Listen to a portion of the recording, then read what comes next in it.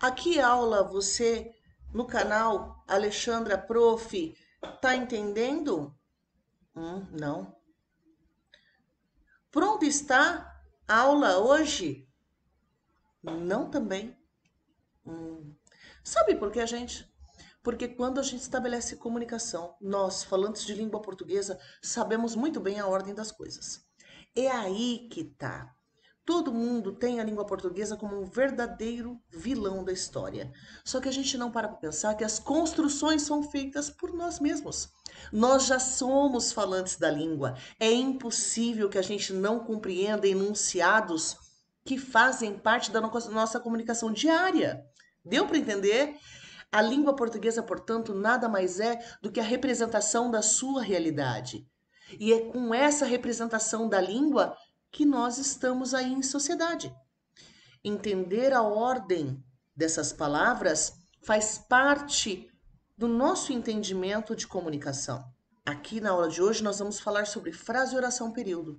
Três conceitos que vivem dando problema, as pessoas raramente falam exatamente o que é cada uma delas.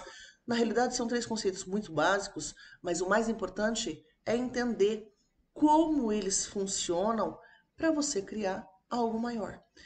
Outra coisa importante também é entender o qual é o conceito de cada um deles, para que numa prova, por exemplo, que vem assim, verifique o último período do segundo parágrafo e diga o que se fala. Aí você precisa entender o que é um período para você pegar o trecho correto daquele seu comando de questão. Tá entendendo? Então, ó, se liga na aula. Se não se inscreveu, se inscreva, ative o sininho de notificação. Já acompanhe e compartilhe com os amigos. Peça a sua aula. Eu já dei duas dicas para vocês aí optarem pelas aulas e aí eu fico aguardando as respostas de vocês para a gente promover mais aulas desse tipo, beleza? Vamos lá, gente. Frase, oração, período. Qual é a diferença desses três nomes que a gente vê com frequência na língua portuguesa e muitas vezes não entende o porquê dessa diferença?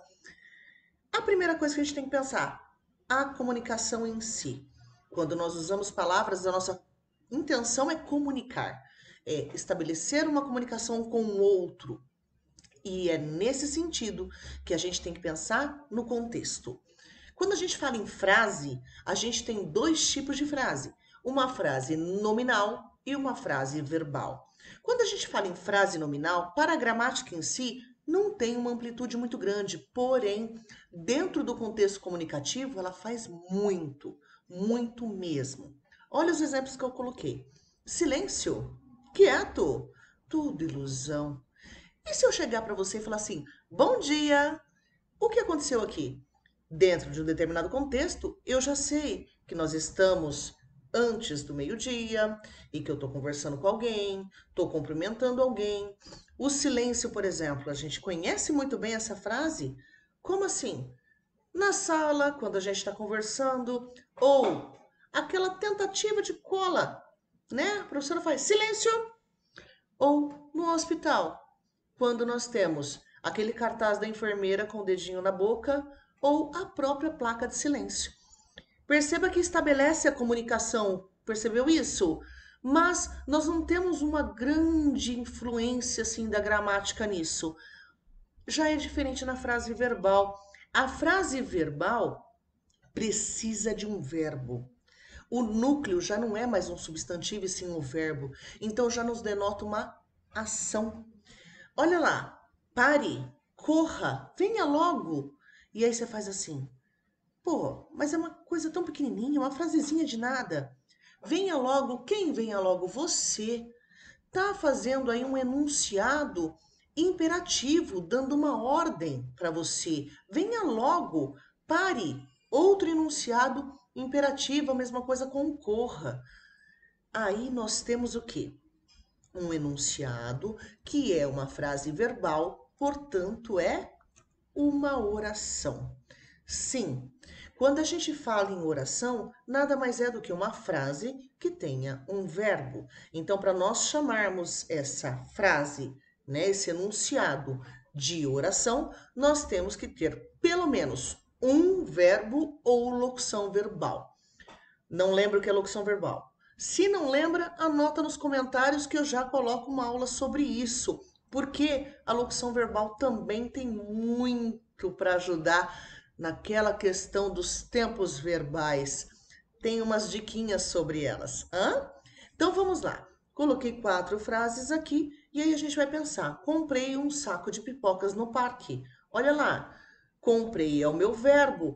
Quem comprei? Eu, sujeito oculto. Comprei o quê? Um saco de pipocas. Onde? No parque. Perceba que a nossa língua, ela é construída, certo?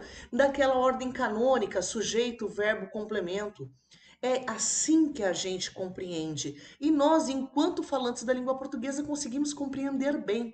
Mesmo que a gente inverta as ordens disso aí, que é possível sim, não necessariamente eu tenho que estar com a ordem canônica, sujeito, verbo, complemento, eu posso ter uma inversão, ainda assim haverá entendimento denunciado. Tenho tido sonhos maravilhosos. Sonhos maravilhosos tenho tido. Olha que chique. Minha encomenda vai chegar amanhã. Amanhã? Minha encomenda vai chegar? Vai chegar amanhã. Minha encomenda. Perceberam? A gente consegue tirar as coisas do lugar e ainda assim estabelecer um sentido para elas. Por quê? Porque as palavras estabelecem uma função sintática entre elas dentro dessa oração. Esperamos a cura para esse vírus. Todo mundo espera. Toda frase verbal, portanto, é uma oração. E o período? O que é? Gente, nada mais é do que uma oração. O período é uma oração marcada com um ponto final. E quando a gente fala marcada com um ponto final, por que com um ponto final? Porque nós podemos ter período simples e período composto. Aí é que está a importância do ponto final. Quando a gente fala em período, a gente pode ter uma oração ou 10 orações. O que vai vogar ali é o ponto final. E aí, quando a gente pensa em período simples, olha, simples, um. Então, um verbo. Amanheceu, ponto. Período simples. Todo mundo quer amor? Ponto. Há sempre o chinelo velho para um pé cansado. Nós temos ali a finalização do enunciado. E justamente por isso é um período simples.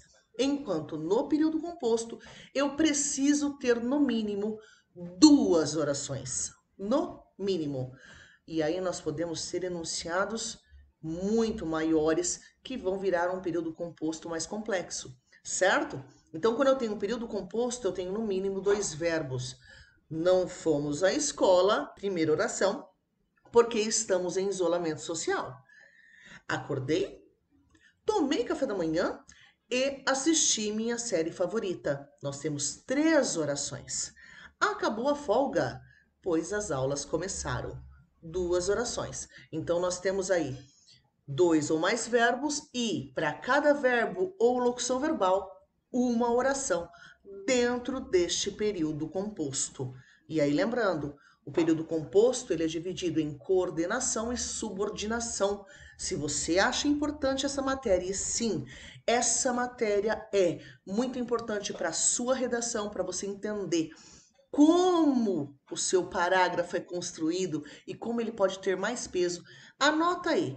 Fala para mim se você quer uma aula de diferenciação entre coordenadas e subordinadas. Beleza, gente? Espero vocês. Se inscreva no canal, ative o sininho, já deixa o seu like porque não custa nada e ajuda aí a prof a ver que vocês estão gostando da aula. Beleza? Beijo e até a próxima.